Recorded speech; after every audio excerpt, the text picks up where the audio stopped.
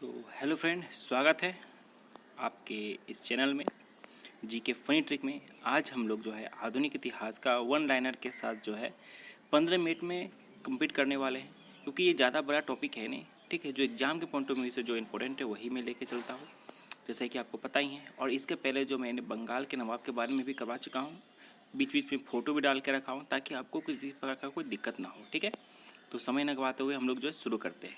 चलिए, स्वागत है जीके फनी में। जिस तरह से हम लोगों ने इसके पहले जो चैप्टर जो कर चुका हूँ, बंगाल के नवाब जो कर चुके हैं, उसके बाद हम लोग जो आते हैं ये मैसूर के बारे में। ठीक है, ये दूसरा क्लास हो गया हम लोगों का। ठीक है, और वो पहला वाला जो था वो 2 भागों में बटा हुआ है। ठीक है, और ये वाला जो मैसूर को मैं आज चाहूँगा कि एक ही चैप्टर में सारा खत्म कर दूँ। ठीक है, क्योंकि इसमें कोई पिछला कहानी है नहीं, उसमें पिछला कहानी था तो उसको जाना जरूरी था। अब हम लोग जो मैसूर के बारे में खत्म करते हैं चैप्टर को फटाफट के साथ। ठीक है, देखिए, तो मैसूर के राज में हम लोग जानते हैं कि वास्तविक संस्थापक हैदर अली थे। तो अब बात ये आती है कि हैदर अली के बारे में हम लोग जो है किस तरह से हम लोग समझेंगे कि वास्तविक संस्थापक कैसे कहते हैं कि हाँ ये इंसान जो वास्तविक संस्थापक था, बहुत कोई भी था, राजा तो सब होते हैं, मगर वास्तविक संस्थापक कैसे कहते हैं कि हाँ ये सब वास्तविक संस्थापक है।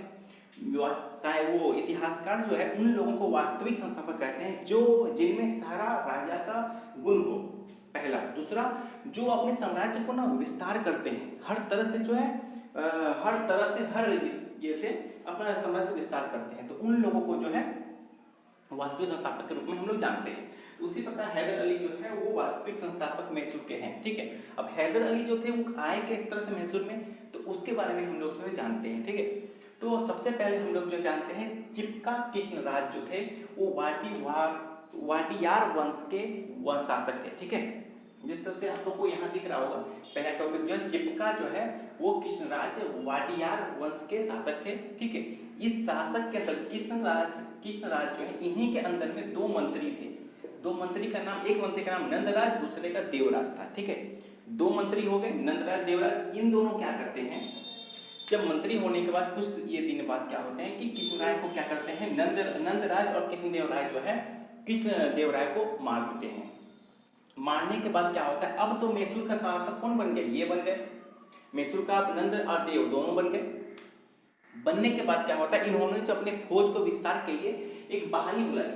ठीक है, कि आप आइए, बहाली में सैनिकों को बुलाया गया। इस सैनिक में क्या हुआ कि हैदर अली भी इस सैनिक में आया। ठीक है, बहाली में। तो हैदर अली का जो कर्तव्य था जो बहुत ही शानदार था, और ये प्रसन्न हो गए, नंदराज जो बहुत काफी प्रसन्न हो गए।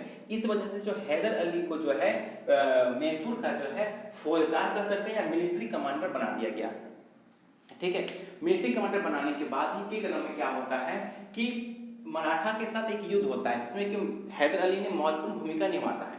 महत्वपूर्ण भूमिका निभाने के क्रम में क्या होता है कि नंदराज और खुश हो जाता है और इसको जो है हैदर अली को बना देता है, मुख्य सेनापति बना देते हैं। ठीक है, अब हैदर अली को जब मुख्य सेनापति बनाने के बाद 10-11 दिन के बाद क्या होता है कि हैदर अली इन्हें मार देते हैं, नंदराज और देवराज को दोनों को मार देते हैं। मारने के बाद अब किसका साम्राज्य बन गया, हैदर अली का बन गया, क्योंकि ये अब देखिए मराठा के साथ युद्ध हो रहा है और ये लोग इतना कुछ एक्टिव नहीं थे। इस वजह से सोचा कि यार ऐसे रहेंगे तो हम मेरा से साम्राज्य भी छीना जाएगा। ठीक है, तो हैदर अली को ये मजबूरन में इन्हें मारना पड़ा। अगर ये टाइट रहते तो कैसे कोई दिक्कत नहीं था, युद्ध हो रहा है नहीं हो रहा उनको कोई मतलब नहीं था, ये भोग विलासा का जीवन बिता रहे थे। इस वजह से तो हैदर अली को एक्शन लेना पड़ा और इन्हें जो है खत्म कर दिया। चलिए, खत्म करने के बाद अब हैदर अली आ गए। अब हैदर अली ने क्या किया, मराठा के साथ 3 युद्ध हुआ। सबसे पहला याद रखिएगा, कहा गया सबसे पहला याद रखिएगा 1764, दूसरा 66, तीसरा 71 हुआ था। ठीक है, तो 64 वाला युद्ध जीत गए थे, 66 वाला भी युद्ध जीत गए थे, मगर 71 वाला युद्ध नहीं जीत पाए थे। इस वजह से उनका साम्राज्य को छीना गया। ठीक है, उसके बाद जैसे ही 72 होता है, 1772 आता है, तो फिर वो अपना एक्टिव दिखाते हैं और साम्राज्य को छीन लेते हैं। ठीक है, तो समाज को छीन लिए। ये तो हो गया मैसूर के साथ जो युद्ध हुआ था उसके बारे में हम लोग देख लिए। ठीक है, और मैसूर के साथ जो युद्ध हुआ था मराठा के साथ वो तो देख लिए कि पहला क्वेश्चन 74 हुआ था, युद्ध 66 हुआ था, 71 हुआ था। 72 के बाद फिर से अपना साम्राज्य को हैदर अली दे दिए। यहाँ टॉपिक क्लियर हो गया। तो चलिए, ये टॉपिक खत्म हो गया। चलिए, और ये भी हो गया हम लोग का 3 बार आक्रमण किए थे मराठा के साथ। ठीक है, और मराठा के जो संस्थापक थे माधवराव। ठीक है, मराठा की तरफ से जो सैनिक का जो नैतिक कर रहे थे ना मराठा की तरफ से, वो माधवराव थे। तो माधवराव जब नैतिक कर रहे थे और माधवराव और हैदर अली के बीच में हो रहा था ये इस वजह से जो है ये हो गया, टॉपिक खत्म। अब आते हैं तीसरा, ओलंगन मैसूर युद्ध। अब इसमें क्या होता है, अब यहाँ ओलंगन का मतलब होता है अंग्रेज भी कह सकते हैं इसको, ठीक है, अंग्रेज और मैसूर युद्ध, ठीक है। ये अंग्रेज और मैसूर युद्ध के साथ 4 युद्ध लड़ा गया, पहला, दूसरा, तीसरा, चौथा। पहला युद्ध लड़ा 1767 जैसा दिख रहा होगा, और 69 में, दूसरा 80-84 में, तीसरा 90-92 में, चौथा 98-99 में, ठीक है। तो सबसे मेन खास बात यह है कि एक टॉपिक को लेकर चलते हैं। पहला आ गया अंग्रेज और मैसूर युद्ध, ठीक है। इसमें क्या हुआ कि जब इसमें अंग्रेज की तरफ से जो है जब युद्ध लड़ा गया ना, तो जोसेफ फर्नांडिस करके गवर्नर थे, उनके साथ और हैदर अली के साथ युद्ध हुआ। तो हैदर अली ने क्या किया, कूटनीति के साथ इस युद्ध को जीत लिया। जीतने के बाद क्या हुआ, तब में उनका तो दबदबा बन गया। हैदर अली का दबदबा बन गया तो मदरसा की संधि हुई। मदरसा की जब संधि हुई तो इसमें बोला गया कि अंग्रेज इतना झुक गया कि बोला ठीक है, आपको जब भी सैनिक का जरूरत पड़ेगा हम आपको बहुत अच्छा करेंगे, ठीक है। और जहां अंग्रेज जीतता था ना, तो वो अंग्रेज बोलता था कि अगर हम कहीं युद्ध में जाएंगे तो आपकी सेना की जरूरत पड़ेगा। और यहाँ आप उल्टा हो गए कि हैदर अली जीत गया।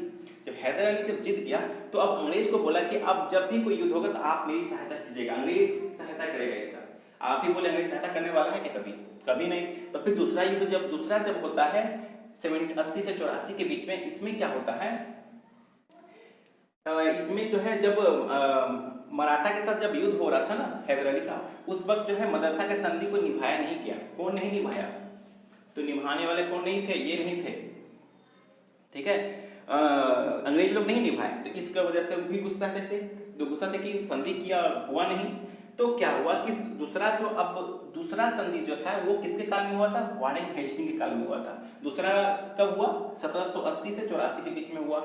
इसमें क्या होता है, हैदर अली की मृत्यु हो जाती है। अब मंगलोर की संधि होती है। मंगलोर की संधि किसके साथ होती है, हैदर अली के साथ होती है, ठीक है, नहीं, टीपू सुल्तान के साथ होती है। क्योंकि हैदर अली की मृत्यु के बाद उनका पुत्र को तुरंत बैठा दिया जाता है गद्दी पर, और हैदर अली जो क्या बोलता है, हैदर अली के स्थान उनका जो पुत्र थे टीपू सुल्तान, उनके साथ मंगलोर की संधि हो जाती है। तो ये भी क्वेश्चन बन गया कि मंगलोर की संधि किस युद्ध में हुआ, तो मंगलोर की संधि जो हुआ आपका सेकेंड वाले में, ठीक है। इसमें अंग्रेज और मैसूर युद्ध का दूसरा वाला हुआ था। अब तीसरा वाला हुआ, तीसरा कर्नवालिस के काल में हुआ था, ठीक है। लॉर्ड कर्नवालिस के काल में 90 से 92 में हुआ। इसमें क्या हुआ कि इसमें जो हुआ ना, इसमें 1992 में क्या हुआ कि श्रीरंगपट्टनम की संधि हो गई, ठीक है। श्रीरंगपट्टनम की संधि किसके साथ हो गई, टीपू सुल्तान के साथ हो गई, ठीक है। तो अंग्रेज इस तरह से, क्योंकि ये अभी तो गद्दी पर बैठे हुए थे, तभी उनको भी समझने में टाइम लग रहा था कि क्या है नहीं है, तब तक जो है युद्ध हो गया, श्रीरंगपट्टनम की संधि करने पर मजबूर होना पड़ा, ठीक है। तो इसको भी टॉपिक को लेके चलेंगे हम लोग, धीरे धीरे डिटेल में के साथ लेके चलते हैं। बस एक ओवरव्यू आपको मिल जाना चाहिए कि आखिर एग्जाम के पॉइंट ऑफ व्यू से इसी से 10 से 11 क्वेश्चन बन जाता है, ठीक है। और बेसिक ही पोस्ट रहता है जो आपके एग्जाम जो हर एक किताब में रहता है, ठीक है। चलिए, पहला हो गया, दूसरा हो गया, तीसरा भी हम लोग जो है ये कर्नवालिस के काल में हुआ था और श्रीरंगपट्टनम की संधि हुई थी। उसके चौथा जब हुआ ना, ये लॉर्ड वेवेजली के काल में हुआ। तो लॉर्ड वेवेजली को बंगाल का शेर भी करते हैं, ये भी नोट डाउन कीजिएगा, ठीक है। और 1798 से 99 के बीच में होता है। इसमें क्या होता है, इसमें होता है क्या कि जब इसमें 1799 में टीपू सुल्तान की मृत्यु हो जाती है, ठीक है। इसमें जो है लॉर्ड वेवेजली बोलते हैं कि आप सहायक संधि पर हस्ताक्षर कीजिए, समझ में, अगर सहायक संधि पर हस्ताक्षर कीजिए तो हम लोग जो है ये करेंगे, ठीक है। तो अब ये युद्ध खत्म होगा, मगर टीपू सुल्तान सह नहीं पाए, सहायक संधि जो है ऐसे ही रह गया और सहायक संधि पर हस्ताक्षर नहीं किया और टीपू सुल्तान की मृत्यु हो गई 1799 में टीपू सुल्तान की मृत्यु हो गई। तो यहाँ पे हम लोगों का जो है टॉपिक जो है खत्म होता है और हम लोग जो है बताएंगे आप लोगों को, ठीक है। नेक्स्ट वीडियो आपको मिल जाएगा सहायक संधि के बारे में, ठीक है। तो क्या था नहीं था, ठीक है। तो ये हम लोगों का जो है सारा का सारा मैसूर का जो भी डिटेल था सारा कंप्लीट हो गया। यही था मैसूर के बारे में जो जानकारी, जो आप पूछिएगा कि एग्जाम में क्वेश्चन क्या पूछा आता है, तो एग्जाम से क्वेश्चन जो है ये नहीं पूछेंगे। हो सकता है मैं पूछ दे कि वाटियास वंश के शासक कौन थे प्रथम, तो कृष्णराज थे। इनके बाद आगे क्या, नंदराज, ये सब नहीं पूछेंगे। अब यहाँ से पूछा जाएगा कि मैसूर के वास्तविक संस्थापक कौन थे। तो मैसूर के वास्तविक संस्थापक कौन, आप लोग जानते हैं, हैदर अली। चलिए ठीक है, हैदर अली के साथ जो है 3 युद्ध लड़ा गया मराठों के साथ। तो उनमें जो है प्रथम जब युद्ध लड़ा गया 1764 में, तो उस वक्त जो है उनके गवर्नर कौन थे, मराठा की तरफ से जो लड़ रहे थे, उनके मराठा की तरफ से जो लड़ने आए थे उनका नेतृत्व कौन कर रहा था, तो माधव राव जो उनका नेतृत्व कर रहा था, ठीक है।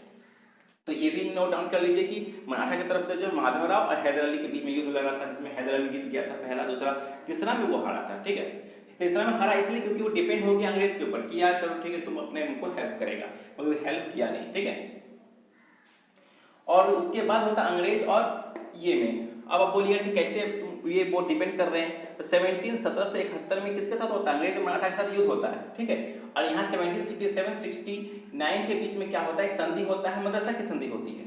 ठीक है, तो यहाँ पे क्या बोला जाता है कि हम आपकी हेल्प करेंगे, मगर 71 में वो हेल्प ही नहीं किया। अगर ये बोलता है कि हाँ मदरसा संधि नहीं होती तो ये अभी और हो सकता था मे बी कि और अभी आगे चलता। ठीक है, मतलब कि वो अंग्रेज हैदर अली जीत जाता, मगर क्या हुआ, ऐसा कुछ नहीं हुआ।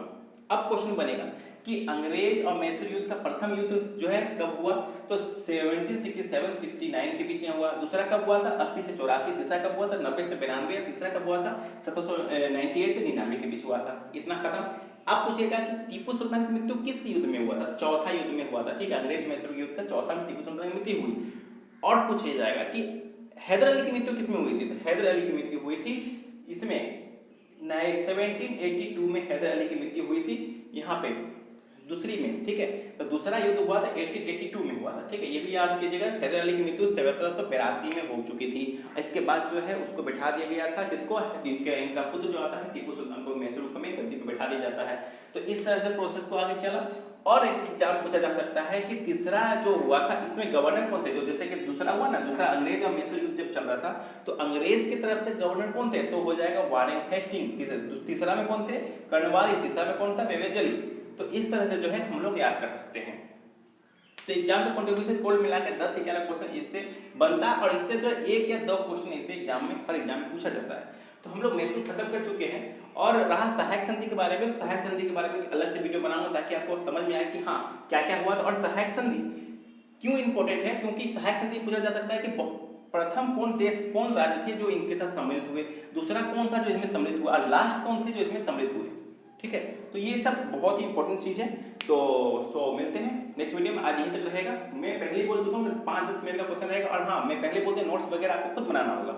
अगर आपको लगता है कि समझ में नहीं आ रहा तो कमेंट बॉक्स में कीजिए। अगर आपको लग रहा है कि यार नहीं बढ़िया नहीं पढ़ा रहे हैं तो बता दीजिए कि आप कहाँ पे मैं गलती कर रहा हूँ, ताकि मैं इसको अच्छा से कर सकूँ। और मैं चाहता हूँ अगर मैं नोट्स दे दूंगा तो आप देख के उतार लेंगे, तो उतार तो किताब भी सकते हैं। हमें चाहता हूँ आप खुद से नोट्स बनाइए। मैं बार बार कहता हूँ खुद से नोट्स बनाइएगा तो आपको माइंड में अच्छी तरह से बैठ जाएगा। ठीक है, और उस तरह से नहीं कि कहानी की तरह लिखने की जरूरत नहीं है, बस 1-2 पॉइंट लिख लीजिए। हाँ, अरे इसका कृष्णदेव राज, ठीक है, ये तो ये किया था, वडिवास का वंश का शासक था, तो ये लिखिए, वंश का नाम लिख दीजिए। फिर यहाँ से ये लिख दीजिए कि नंदराज था और देवराज था। इसने जो हैदर अली को बैठाया था, हैदर अली जब मुख्यमंत्री बनता है तो इन दोनों को मार देता है। तो उतना कहानी लिखने की क्या जरूरत है। अब स्मार्ट स्टडी करने का टाइम आ गया, क्योंकि एग्जाम बहुत नजदीक अब आने वाला है। क्योंकि आपने फॉर्म भर दिया, एग्जाम कैंसिल होने वाला तो है नहीं। एग्जाम आपने जो फॉर्म भर दिया, सब कुछ हो चुका है, अब एग्जाम तो होगा ही होगा। तो अब आज नहीं तो कल तो होगा ही होगा। तो क्यों ना हम लोग जो है तैयारी धीरे धीरे करके लॉकडाउन में क्यों ना धीरे अपने आप को भी थोड़ा तोड़े, और जो है पढ़ाई को मंथन करे के साथ कंटिन्यू करें। ज़्यादा नहीं, बस 15 से 20 मिनट का ही वीडियो रहेगा, शानदार रहेगा। ठीक है, तो चलिए मैं मिलते हैं नेक्स्ट वीडियो में। अब हम लोग जो है मराठा के बारे में पढ़ेंगे। मराठा के साथ युद्ध हुआ उसमें मजेदार आएगा, किस तरह से मराठा के साथ कन्वर्ट हुआ वो भी मजेदार पढ़ेंगे, तो उसमें तो टाइम लगेगा। ठीक है, तो चलते हैं नेक्स्ट वीडियो में। धन्यवाद।